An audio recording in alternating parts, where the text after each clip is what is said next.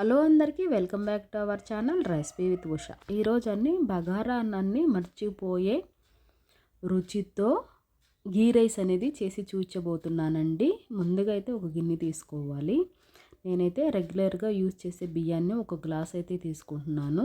2-3 సార్లు వాష్ చేసి మామూలు వాటర్ పోసుకొని ఒక గంట నానబెట్టుకున్నానండి బియ్యాన్ని. ఈ బియ్యం వద్దు అనుకున్నవాడు చిత్తి ముత్యాల రైస్ అనేది తెచ్చుకొని ఇలా చేయండి, చాలా బాగుంటుంది.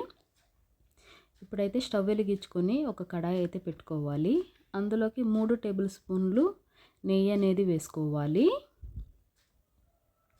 సన్నగా తరిగి పెట్టుకున్న ఉల్లిపాయలు అయితే వేసుకోవాలి.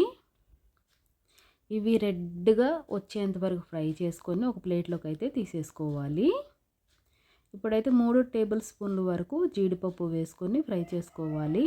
ఇవి ఇలా వేగుతూ ఉండగా 10-12 కిస్మిస్లు కూడా వేసుకొని పొంగేంత వరకు ఫ్రై చేసుకోవాలి. కిస్మిస్లు ఇలా పొంగినాయి కదా, ఇలా తీసేసుకోవాలి.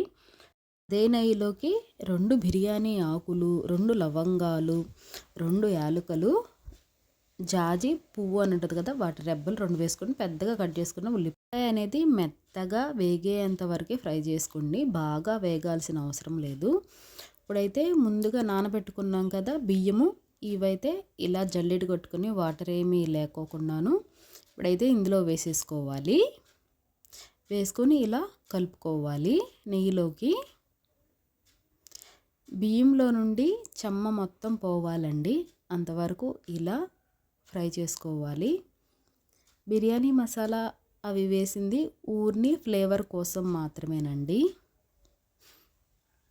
అవి కూడా వేసుకోకుండా కూడా చేసుకోవచ్చు, చాలా బాగుంటుంది.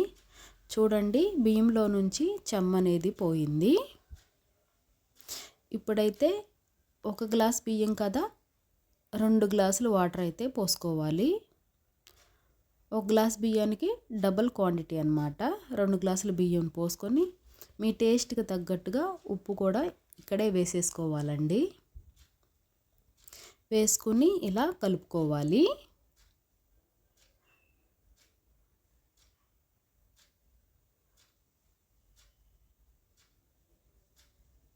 మూత అయితే పెట్టుకోవాలి. ఆవిరైతే బయటికైతే అస్సలు పోకూడదండి.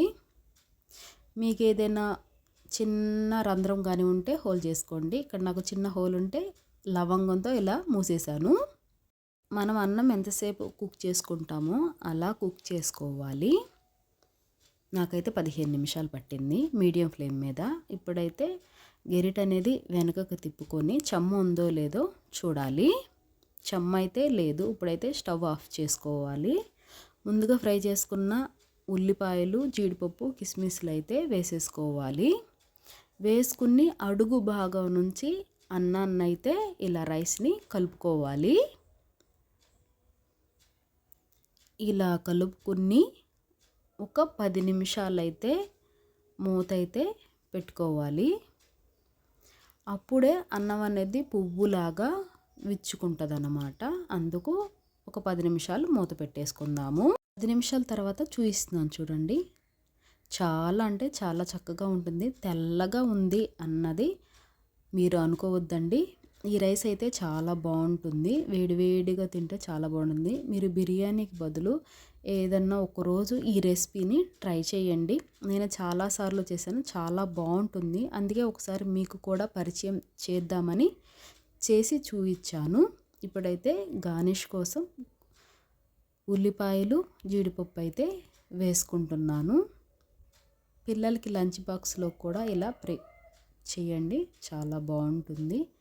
నా వీడియో మీకు ఎలా అనిపించింది? నా వీడియో నచ్చితే లైక్ చేయండి, సబ్స్క్రైబ్ చేయండి, కామెంట్ చేయండి. మరిన్ని రెసిపీస్ కోసం నా పేజీని ఫాలో చేయండి. మరొక రెసిపీతో మీ ముందుంటాను.